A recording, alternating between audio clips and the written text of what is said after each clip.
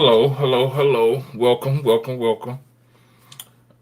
Peace, to He peace. Said, She Said, both sides of the conversation. Yes. I am DA, aka your friendly neighborhood Libra. I am here with my lovely host, Sheronda L, for liked by everybody. Here. Oh, that was sweet. It's so far from true. But thank you very much. Yes, peace. Welcome, everyone, and welcome back to He Said, She Said, both sides of the conversation. Before we even get into the topic, I just want to go ahead and throw out the mission statement because I got DA doing a lot of heavy lifting today. So I'm gonna go out here and put out the mission statement. Our mission here on He Said, She Said, both sides of the conversation is to empower you to discover your true self through the diverse perspectives of a variety of topics. So that just essentially means this is your hub. This is where you come to. This is your spot in order to hear both sides of the conversations, a range of topics, but to get a better understanding of who you are, what your values are, what you Mhm. believe in, and how you Yep. want it for yourself. Yep. She said everything. She That's said why everything. So before we go in the front, how are you? How are you holding up? I'm doing good. I'm just exhausted. It's just Yeah, tiring. It started understand. raining. Look, the rain come. I want I to get under understand that. It's not your time. Go away. a He It's always fur want. He want to babies. be famous.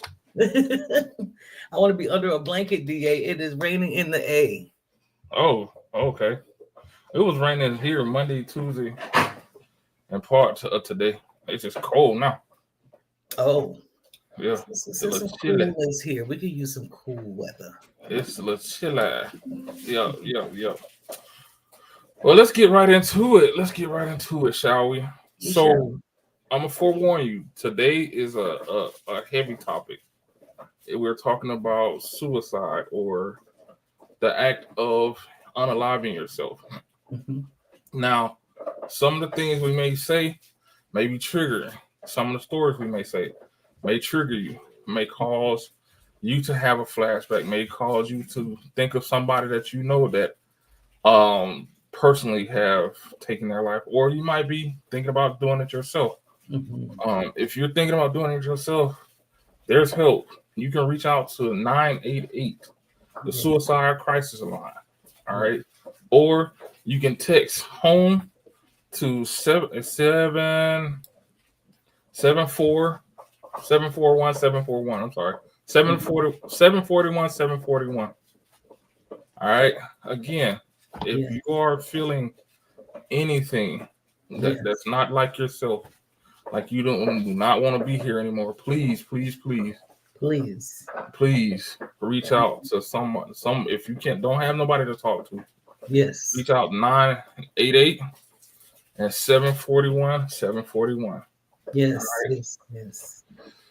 Whew. Thank you for sharing that. Because this is definitely a heavy topic. This is Yes, it one is. that Yes, it is. it's not So easy to talk about. right, Yeah. right, and so this is a deep topic for me because one, for the last 20 some years of my life, I've been in the mental health arena, and I have dealt with several. I shouldn't even say several. I have dealt with so many that I care Yeah. not to count, Yeah. successful and unsuccessful, and it's it's a it's a heavy burden to carry, but I carry it to the best of my abilities because we have we tend to think that we are here solo. We are here by ourselves, regardless of who's around us. We think we're here on ourselves, so we don't realize that some of our actions impact people more than they do. Yeah. Suicide is one of those things. My actual first encounter with suicide was actually honestly that was my first encounter with it was me. Um, and that's why I'm so passionate about it. It's because I feel like I'm here for a reason. Yeah.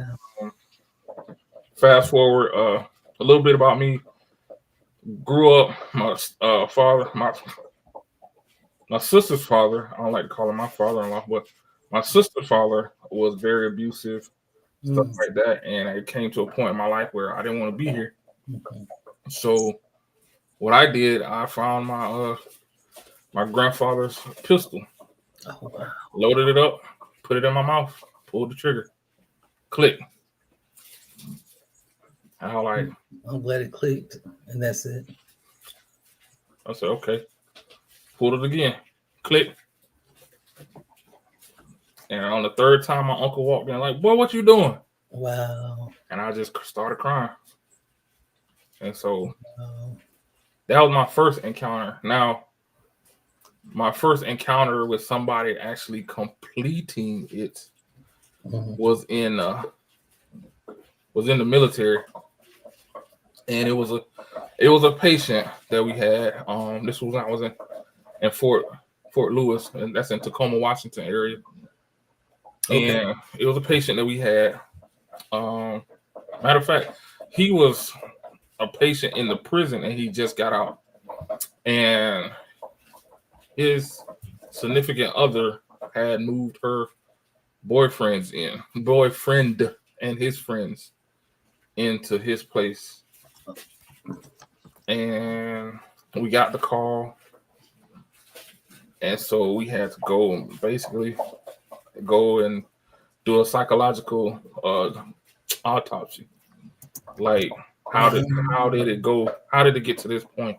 Yeah. And yeah, that was the first time I ever like encountered a completed one. But that wasn't, sad to say, that wasn't the last time. Like it's far too many people who are hurting and doing these things to themselves out there. Right. Um, that and the crazy part about it, you won't know. Yes. I shouldn't say the crazy part about it. The sad part about it is you will never know. You'll never know. You will never know. And to say that doesn't mean don't try, because I say that because that was one of the comments we received when I was given. When I was in the military, I used to do a lot of suicide briefings, suicide Okay. prevention presentations, and that was one of the remarks we got. If you never know, then why try? Because at one time that you try, you may save a life, and that's all it takes.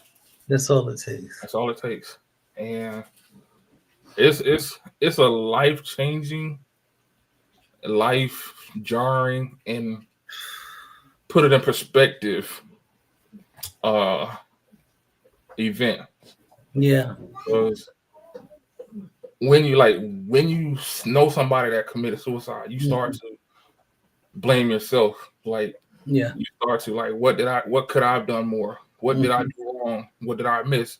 Blah blah blah. You start going down the rabbit hole yourself. And Yes. then when you even when you help somebody in that situation, you still start to feel that burden of Mhm. why wouldn't they talk to me? Why didn't you come talk to me? Why this? Why that? You start asking yourself questions. And it's like I said, it's a heavy burden, but we're not here to talk about the burden. We're talking about the situation. Yeah. And the awareness. Yeah. Definitely the awareness. This month marks 10 years since I survived a suicide attempt. Mm. This month marks 10 years. Interestingly enough, today in my memories on Facebook, because I never shared it publicly, but I Mm-hmm. did. I remember I posted just a picture of me saying how much I forgot to smile. I forgot Mm-hmm. to say, put my oxygen mask on first. Because that's Mm-hmm. essentially what was going on with me. You know, I'm very transparent with my life and things that have affected me.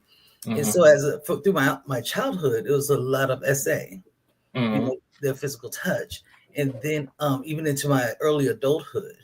And so that affects what you think about yourself, and especially how the adults around you respond to it. So the adults around me responded almost like I did something wrong. Like, I created those situations. So as I was becoming an adult, I always had this thought process of I'm doing something wrong. Well, around this particular time, actually in 2013, my son was born, but he was born 3 months early. And he had a hard time. He just had a really hard time, but he made it. But then the very next year, a daycare provider almost killed him. He suffered a traumatic brain injury. Oh, wow. And he had stretched ligaments in his neck and back, broken vessels in his eyes, bleeding on the brain. It was just horrible. A horrible, horrible thing. As a parent, you go into save him mode. You don't think about you. You're not thinking about nobody, really. Right. All you need to do is do everything you can to make the right decisions to save your child. Right. And he even made a miraculous recovery. And I mean truly miracle, because the doctors had to come to me and say, that must be the God you pray to, because we have no idea how that just happened. He really came out. Yeah, he came out of it in the most beautiful way. But the lady, she was charged. And I think in January of 2015 is when she finally went through court process. And she finally was charged. And this is actually the year that she's supposed to be getting out of prison. But she's from Jamaica, so she's supposed to be deported back. And probably even quicker now than before, honestly. Fast. They had the fastest thing smoking out of there, I'm sure. But after you get that closure, that kind of close, it's like everything just fell down. Everything felt heavy. Yeah. And now that I didn't use my voice, I told people I need support. I need help. I need some sleep. Can somebody just watch him while I sleep? Because for a while after that, I wouldn't let him go to a daycare. I wouldn't let anybody watch him. He couldn't get outside. When I started feeling a little bit more peace, his dad, can you just keep him for a weekend for me so I can get some rest and all the excuses. And over time, it's just I started feeling my mind was playing tricks on me, and I felt like I did something wrong for that to happen to my son. I blamed me. Because it's like you picked the daycare, you didn't see the signs as if there weren't any. You always think there's something wrong. And I did the more girl thing, because men tend to use guns. Women, the most violent. Most violent. I took pills. Lots of them. I just kind of went through the house. I wrote letters to the people I want to write letters to them, put them on my bed, grabbed every pill that I knew has, because I worked in the pharmacy, so I knew what things should be mixed together. Yeah. And grabbed all of them, got my expedition, drove to a Walmart that was further. There's a Walmart right by me. I drove to one further away, parked in the back of the parking lot, under a light pole, and just sat there and took them. Turned off my phone, so just text people, I love you. Turned off my phones and laid back and waited. And waited. And waited. And waited. And nothing was happening. So I'm like you, D.A. I'm supposed to be here. There's definitely a call on our lives for us to have that connection and to still be here. And so we really wanted to bring light on this particular topic. Number one, to let y'all know you're not alone. You'd be surprised who have been here before. You'd be surprised how many people think about doing it. A lot of people will never actually attempt it, but a lot of people think it. And so if it's something that's on your mind, again, we're going to throw that number out one more time. If you come across here and you're finally realizing, oh my gosh, maybe I can get help, dial 988. That's the Suicide and Crisis Lifeline. They are 24/7. And also text home to 741-741. And we're going to tell you all that multiple times today because we don't want you to forget those numbers in case you need the help. But yeah, DA, we have one more thing in common, huh? Yeah. I talk about it.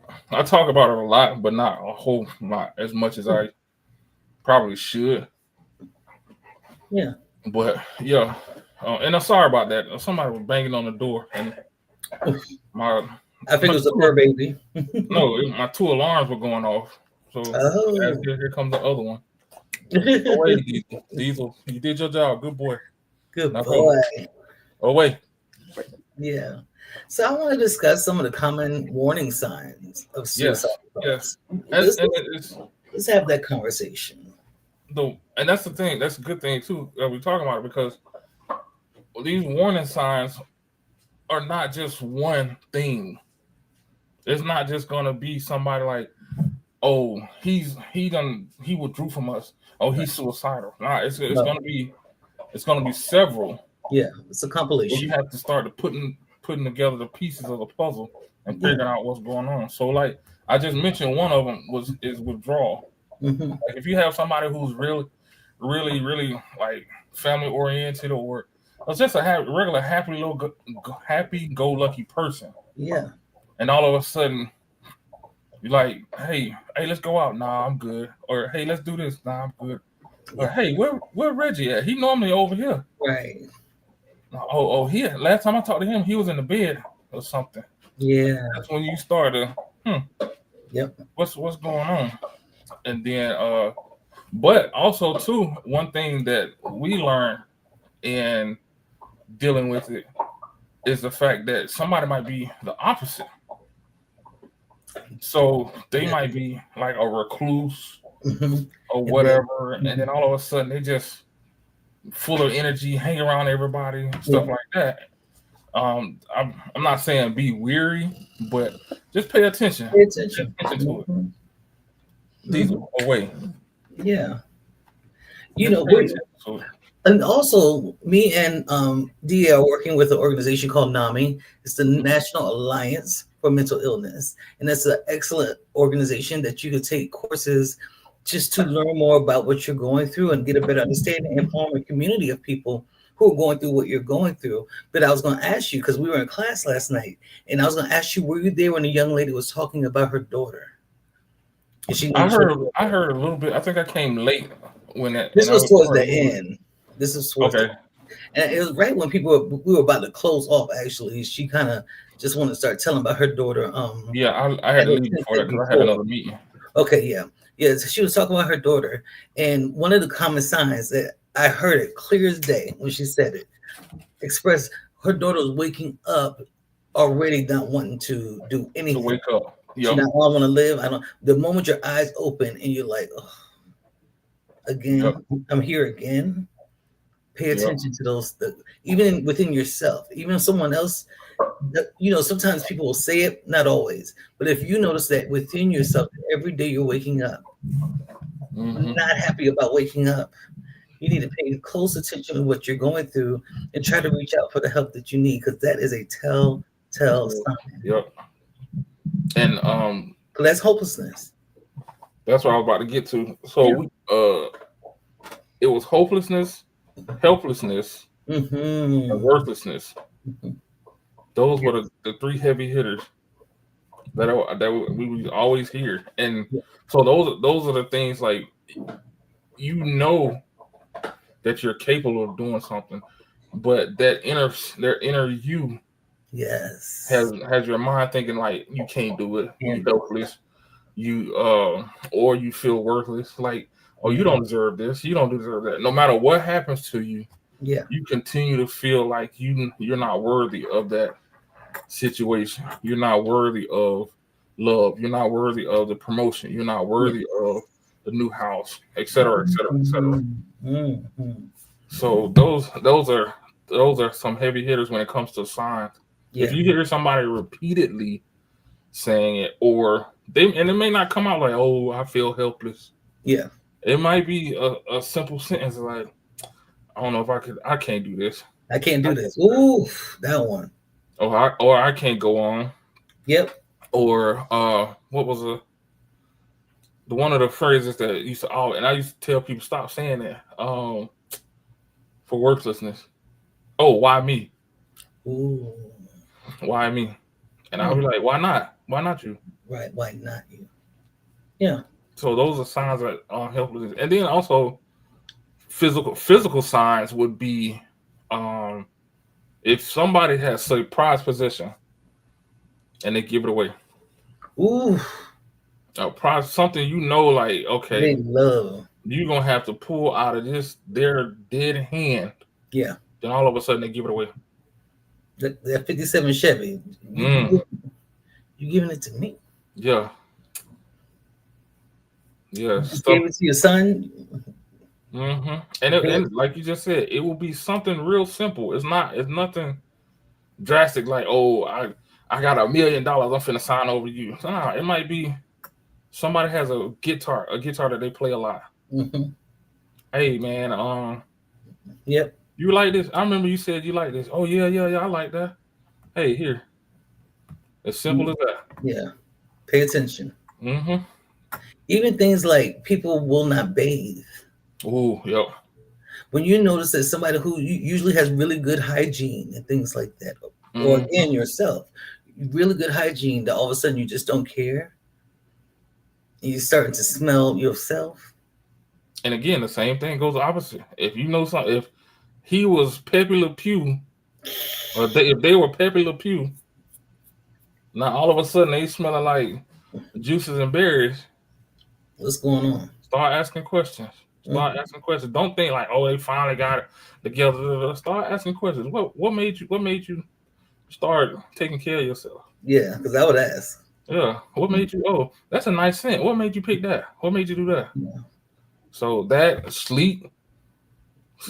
sleep was big for me. Like, Yeah. whew, sleep was yeah. A lot or not at all.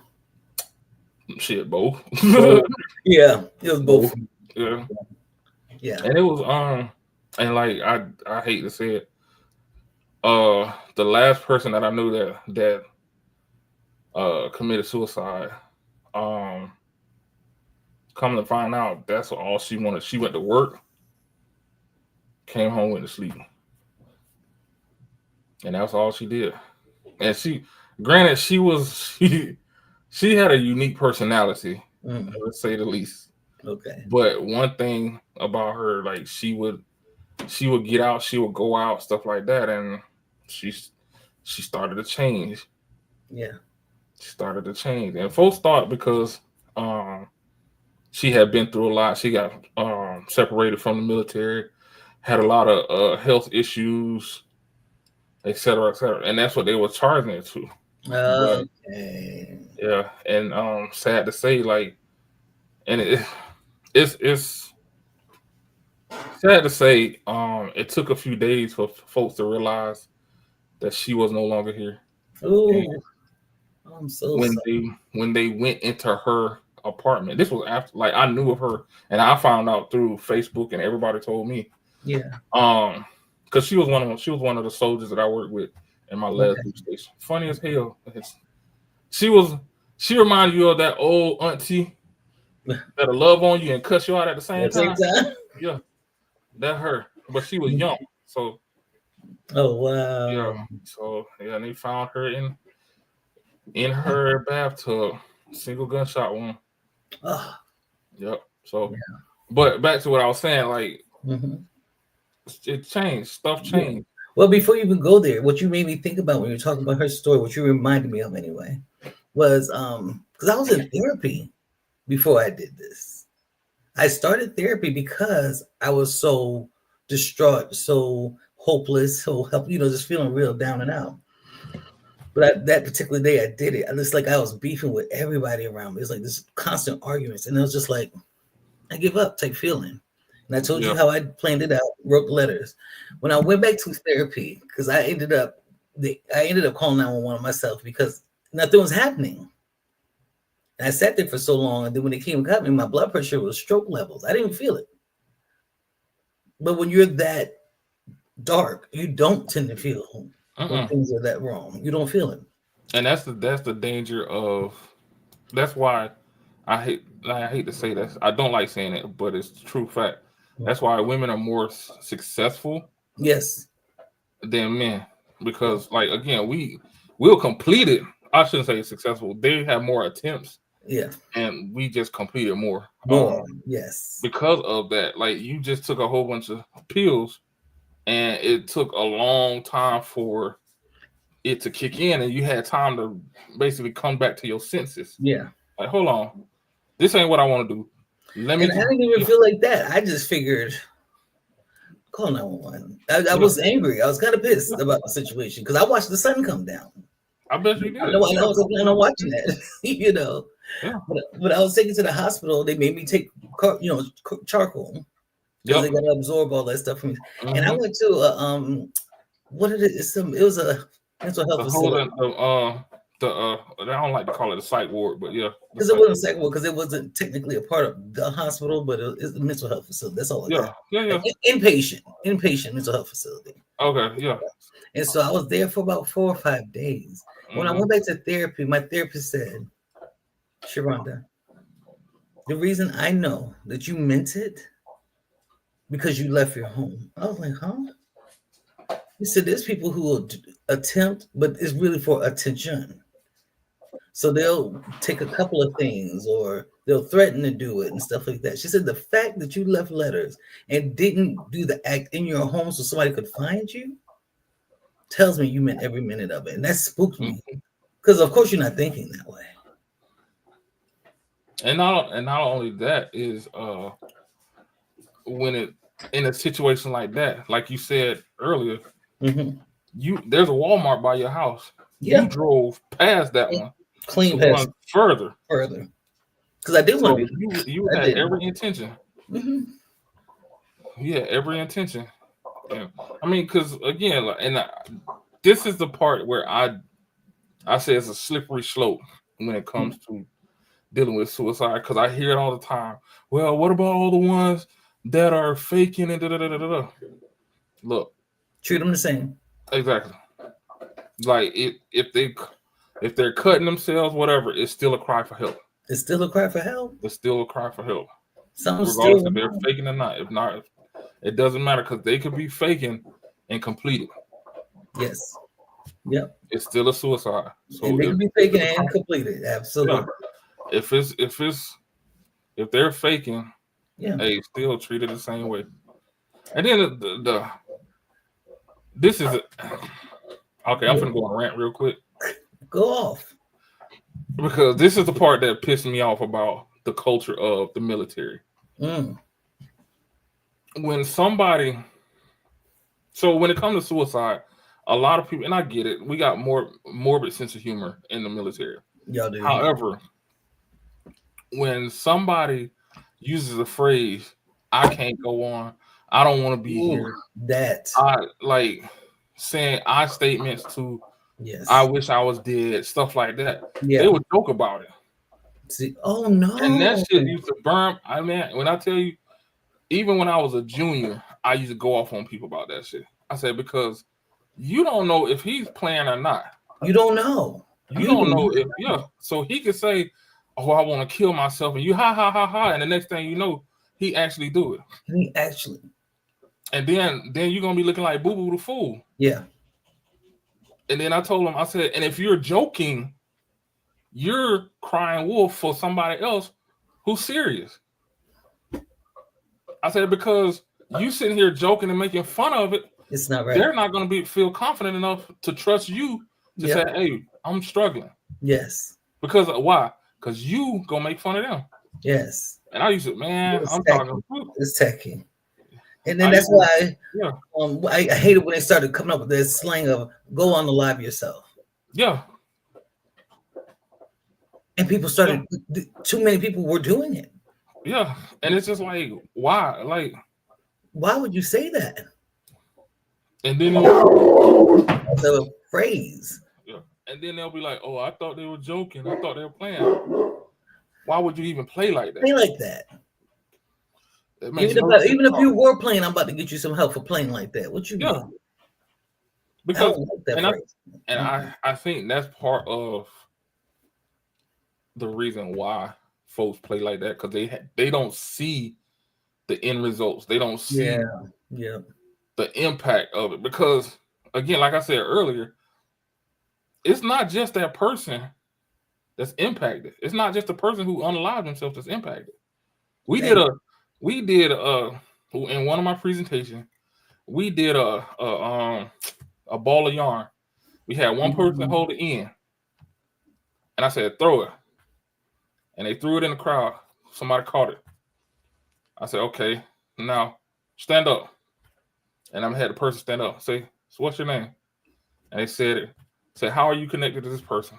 Oh, such and such and da da da da. Okay, now throw it again, and it kept. And by the end of the demonstration, you can see it basically created a spider web, weaved all and it over. went from somebody they intimately knew to somebody who just saw him in the street or saw him in the hall. And I said, now think about this. That's one person that committed suicide. If they would commit suicide, look at the impact. One. I love that. And they was like, and they like, you could see the lights coming on, like, oh snap. Yeah. Because you have to look at it from this point of view, regardless if you just see him in the hallway. Yeah. That you're not gonna see that person no more. Then the thing that's gonna pop in your head is all the opportunities that you missed to speak. Just all the opportunities that you potentially missed to help that person. Yeah. Yeah. So, I'm getting hyped now because yeah. And this is how I am doing the presentation too. But this is alive. Yeah. This is. Yeah, because it's the world will be better off if I wasn't in it. That one. That's one. Yeah. That's that. And it's dangerous. That was one of my thoughts. Yeah. It's dangerous because they're looking at the totality, but it's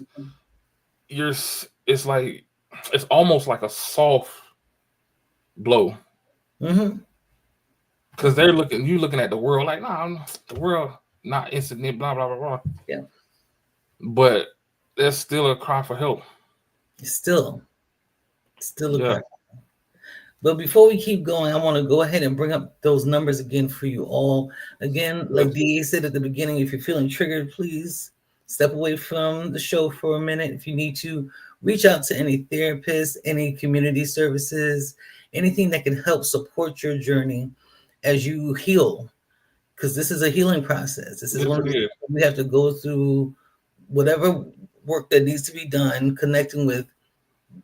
I have lists and lists of places that people could go to, but starting straight out, we have the 988 Suicide and Crisis Lifeline. Dial 988, call it.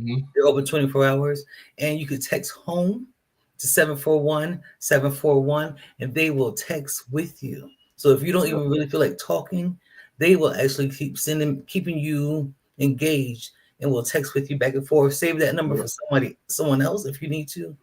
All that good stuff. Peace, yo, Boogie. So, D.A., I wanted to talk about some of the risk factors, the things that kind of make us susceptible, make people susceptible.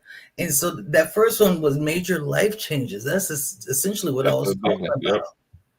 That was my son being abused that way. They had told me to start preparing him to not be here anymore. They wanted me to start making arrangements at that point.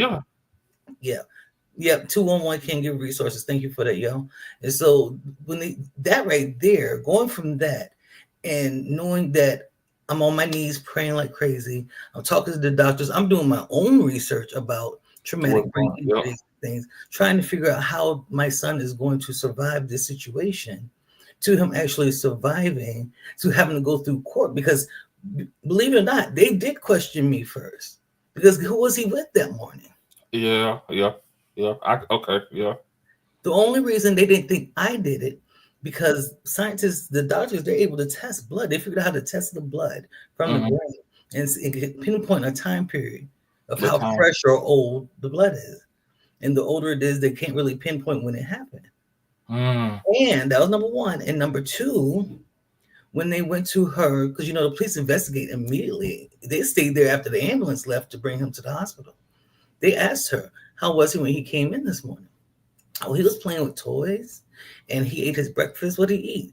And she just told him and all that stuff. They were like, there's no way a child who had a brain injury coming from home would have been able to do that when he walked in the door. So she tripped herself up, truly. And then you go through court and having to see this person every day, can't touch him. Because I know you were angry. I know you wanted to reach out and touch. Oh, them girls got her in county. She had a cut from here all the way down the side of her face. Oh yeah, that's one thing I will say. I know I'm finna go off subject, but one thing I really learned is in prison, kids, they don't play. They do not. You do anything to kids, it's a wrap. Yeah. So that was going through all that. You would think it'd just be like, yay, we got justice. Yay, my son survived. Yay. I was almost a nothing because I forgot about her. And that's one of the things we got to remember to do is putting the oxygen mask. That's what they tell you in the plane, right? Yeah. Before you put somebody else's oxygen mask on, you got to put yours on, and then you can help everybody else. Because you can probably help 5 or 6 people if you do yours first versus you trying to help one person. You might be and you pass out. You pass out. So yeah. And not only that, that's still a lot because as a mother, you probably started to question yourself. How good a mother are you? All this other stuff. All of it. How That's come what the thought was. Yeah. The world would be better. My son would be better without me. That's what I thought. Because how could I let that happen? Yep. Not that I made it happen. I had to come to that realization. It wasn't your fault. Yep. But it took a minute. That took a long time. I bet it did. Trust me. I bet it did. Mm-hmm. I bet it did. And it's again, we're not just talking about one thing because it's a lot of different triggers. Yes. Like, and what's big now is bullying. Ugh. Bullying. And it's to the point where you have little kids committing suicide because they're getting bullied. Oh my God. And like we joke about it. Some people joke about bullies saying, "Oh, that's part of life." But there's a line. There's a fine line. Like even when we bully, I wouldn't even say what they consider bullying.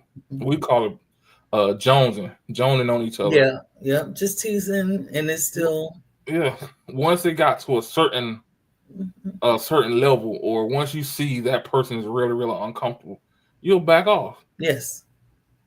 These kids, like, no, it's just like daily, every day they come in too, or every day they get on the bus. Yeah, something like that.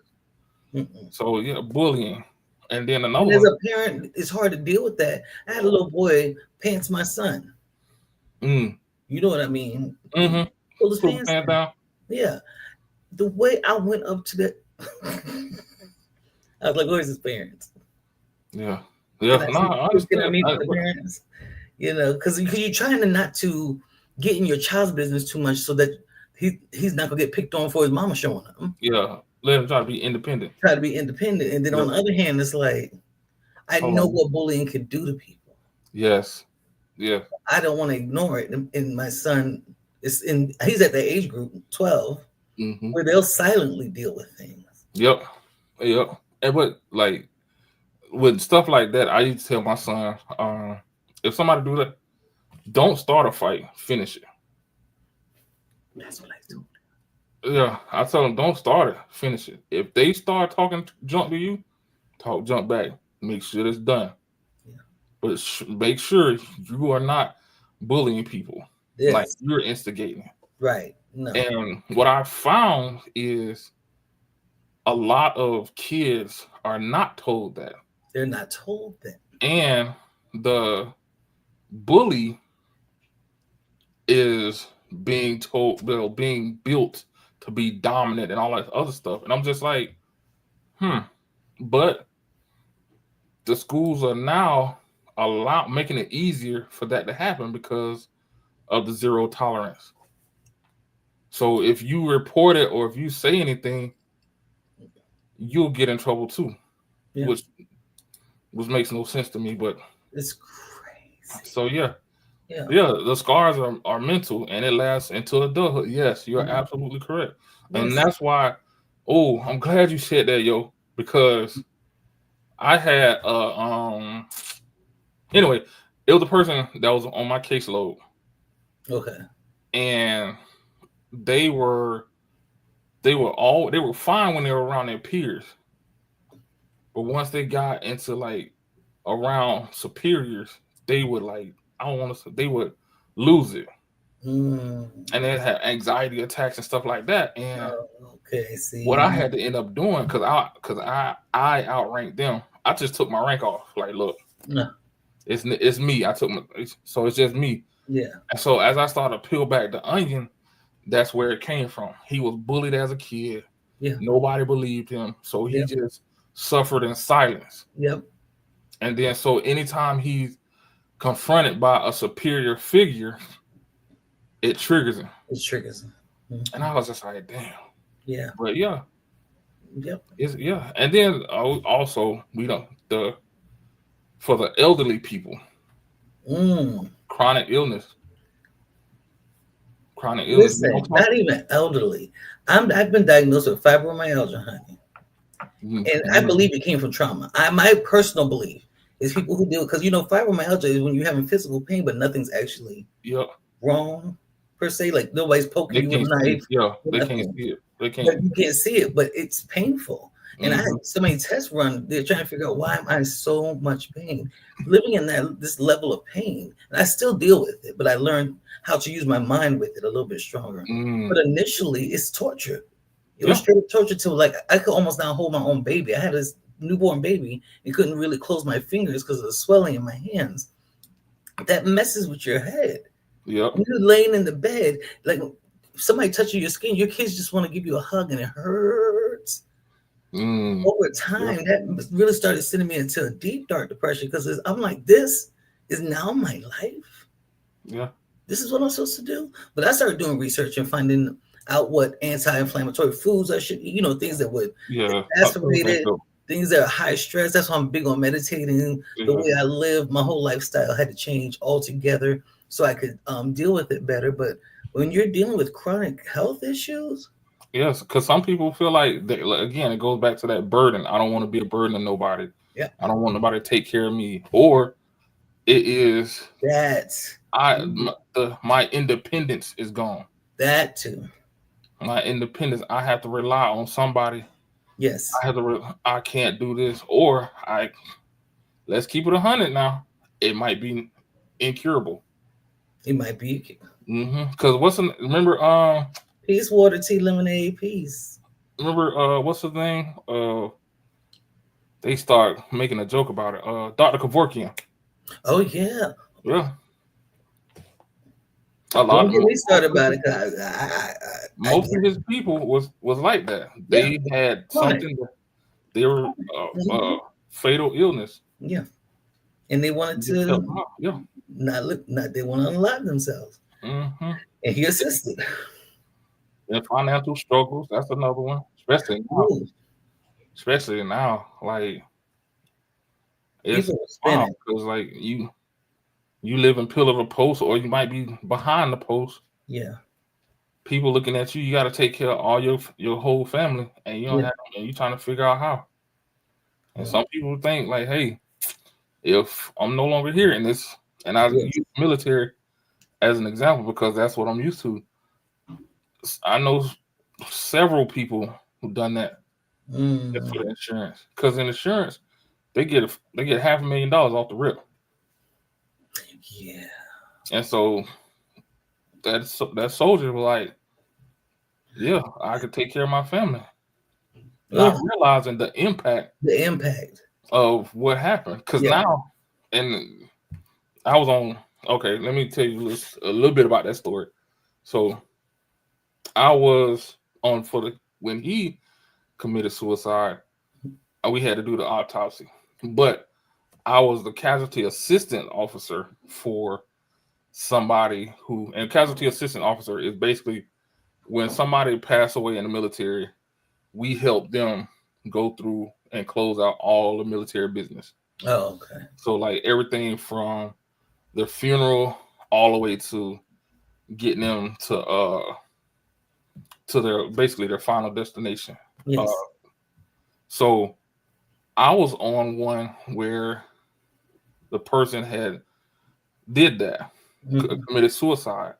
And when I tell you, like, the significant other didn't want the money, didn't want none of that stuff because of how it came about.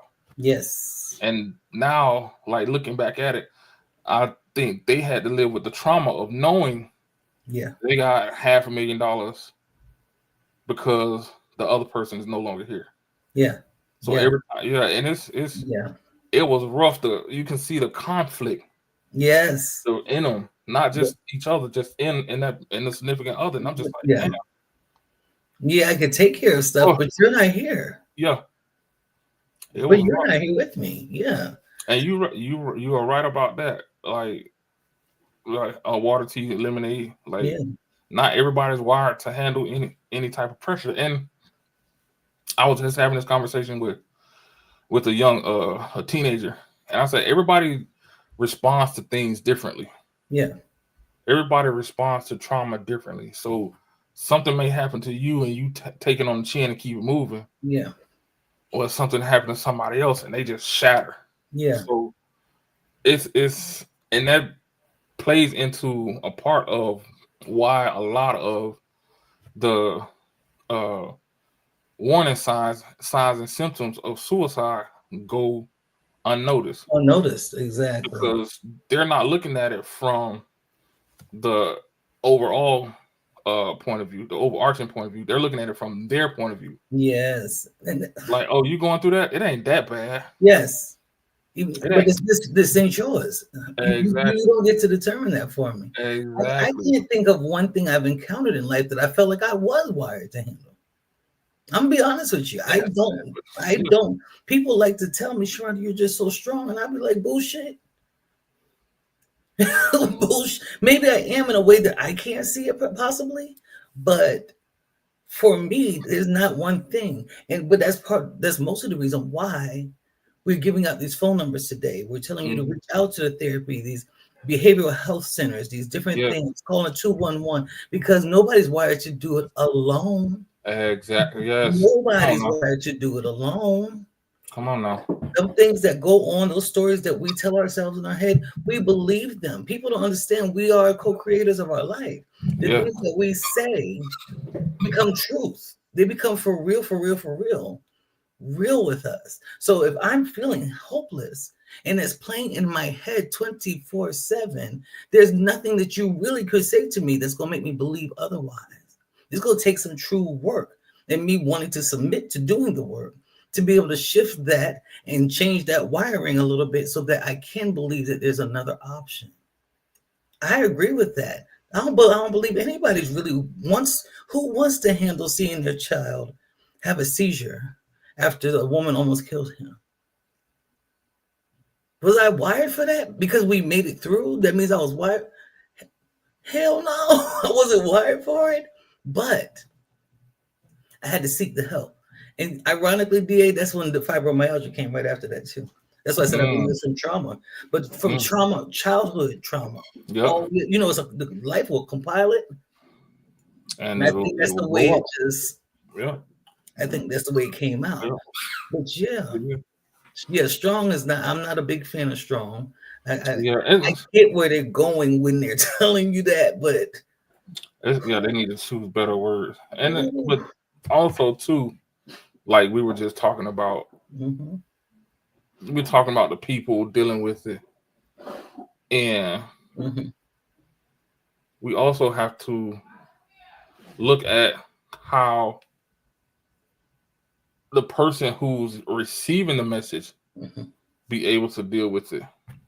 Because like everybody's not built. I'm not gonna say they're not built. Everybody is built to deal with somebody suicidal.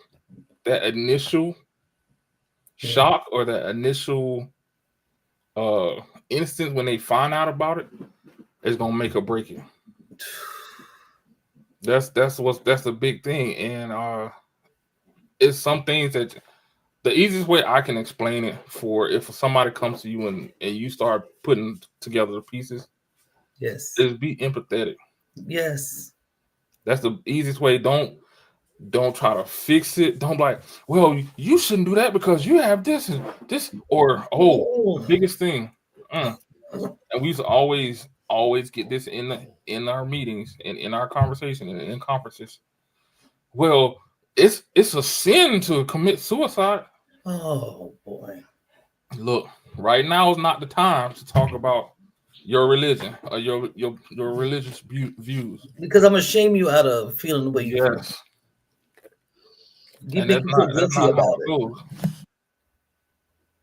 it. I don't like it. I'm not a fan. You have to be able to be, like you said, empathetic. There's Yeah. nothing to fix. You have sometimes being in the space is louder than and just holding space. Most people don't understand what I say when I mean what they don't understand what I mean when I say hold space. When I say hold space is, can I come over and just sit with you for a little while? I can't come over. Can we stay on the phone for a little while? Yeah. Can I sit outside your house and then you just stay on the phone? That's it. No, but I'll just be sitting outside. Sometimes you just gotta hold space. There's nothing you can really say. When I felt like my son would be better off without me, I meant it. There was nothing you. That's because that's what I thought. That was Mm-hmm. true thought process. Now I'm like, girl, can't nobody do it like you do. No, these are my babies. But that's where I was mentally at the time. So you can try to pull out all the little guilt things. You have such a beautiful life. You have a great husband. You have a. That's not the issue. The things that are surrounding someone, Mm-hmm. that's not the issue. Yeah. It's here. Yeah. It's here. And we're gonna have to delicately deal with that. That's deep, yo, Boogie. About your mom. Yeah. That's deep. It's, they said that my mother has bipolar with schizophrenia triggers, and Mhm. I had to save her, watch her try to take her life, or visit her in a mental hospital. Mhm. Had both of my children try, and an ex to keep me there. Yeah, it's hard. It's hard. It's hard. That's a lot to deal with. And I hope, since you're saying this, I hope that you are seeing somebody to deal with all that trauma, because that's a lot of things and a lot of suicide around you. And Yes. I'm glad you said that, because one known fact is that if somebody who is that you're close to, i.e., family member, significant other, commit suicide, your chances of committing suicide increase by 50%. It does. Absolutely. That's what studies show. Hmm. That's what So studies I'm show. glad. I'm praying that I'm hoping that you are seeing somebody to to Yeah, get I'm through about to that. say, yo, I believe it has been a therapy. Yeah. Okay. Hmm. Okay. Yeah. But that's the first thing too. And like, just don't be afraid to just come out and ask. Like, when when is that time? Don't be afraid. Hey, you think about killing yourself? Yeah. That's not gonna make them want to do it. No. That's not gonna make them continue to do it. It's just letting them know, like, hey, I see you. You're about to say that. You letting them know that Yeah, I see you. What you trying to do? you're trying to do. It's And like that. that make them feel better that somebody may be paying attention. Yeah, yeah, and that's what it is. You be a story. I got, and it's crazy. I got a lot of stories. I probably need to see therapy too. But anyway, um, Yes. Don't we all? so I was in, again, Fort Lewis, and we was at a shooting range, and this is where, like, we got to qualify on the M16 and everything. Mhm. But this day we had the M9, the pistols, Yeah. and so I was one of the range safeties, and I was walking back and forth. And what a range safety do is make sure everybody's operating the weapons safely, making sure everybody doing what they're supposed to do. Mhm. So I'm walking up and down, and one of the NCOs, it was a ceasefire, and one of the NCOs was just sitting there. And when you cease fire, you're supposed to uh, cock the magazine, charge the weapon, make sure nothing in the barrel, and drop the magazine. Well, he was sitting there just holding it, looking down range, and I'm like, hmm, something ain't right. I'm like, so I said, "Hey, Sergeant," and he turned around. I was like, "You all right?" He was like, "Yeah, yeah, I'm fine." I said, "Hey, you got that magazine and the weapon, right?" Mm. He said, "Yeah, yeah, I know." And looking at his face, I knew of him. I didn't know him personally. Looking at his face, he didn't have the same demeanor. I was like, Ooh. "Hey, Sergeant, what you about to do with that weapon?" He was like,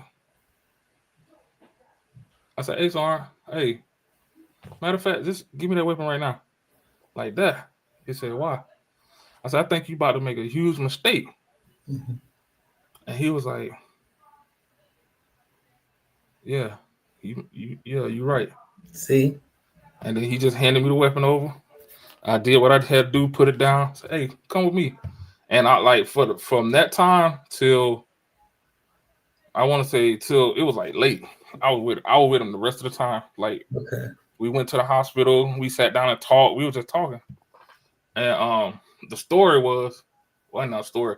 What happened was he found out his wife was cheating on him and she was pregnant with somebody else's baby.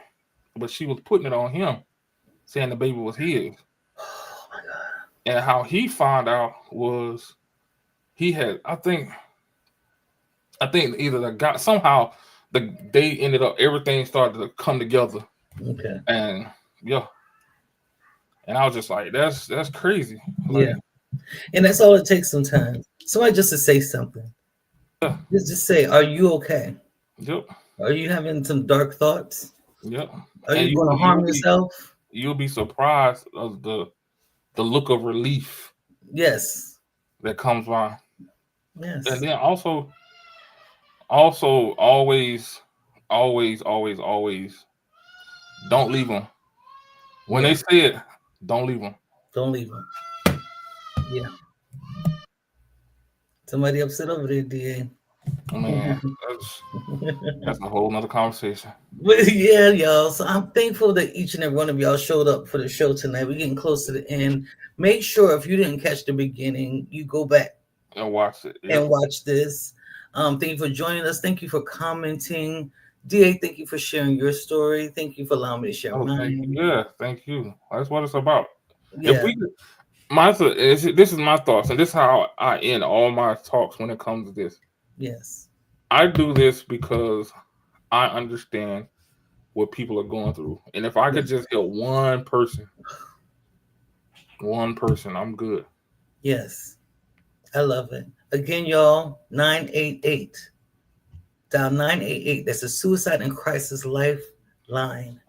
Text home, HOME, to 741-741, or look up your local behavioral health centers because I've used them before because they have sliding fee scales to $0 to help you with whatever you need help, therapists, psychiatrists, all that good stuff.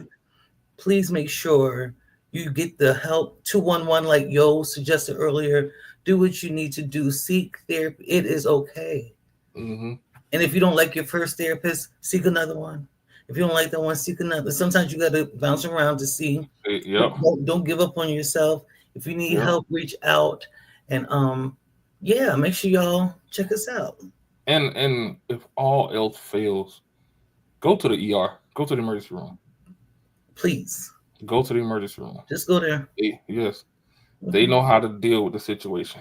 Yeah. They may not talk to you, or so I ain't no look. I'm not gonna lie. They will talk to you. I've seen and I witnessed and I've heard reports of the ER staff sitting in rooms with Yep. suicidal patients for hours just For talking. hours, they'll do it. Yeah. They So absolutely will do it. you're not alone. You're not in this world by yourself. Yeah. You're not weak. You're not No, whatever. no, there's This is nothing life. wrong with you. Nothing wrong with This is you. life.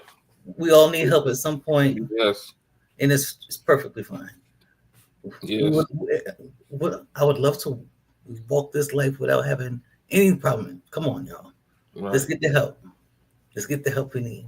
So yeah, right there at the bottom, it's been scrolling the whole show. Make sure you're clicking like, follow, subscribe for more shows like Spread the this. word. Talk to your Spread the people. Get them word. on. Get them Yeah, share, watching. share, share, share, share. And turn that notification bell on so you automatically know Yes. when we're going to be Yes. here. And email us if you have Yes. any topic ideas, anything you want to discuss, anything that you want to share with us anonymously, and Yes. we can, do a reaction to it here. We won't tell your name. Or if you just got a story to tell. If Or you if you got a got a story story to to tell. tell, let's make it work. Yes. Yeah. And on that note, yes. And Anything again, else? thank you for paying. Thank you. And if you're hurting, please seek help. Please seek help. Y'all have a good night. Peace.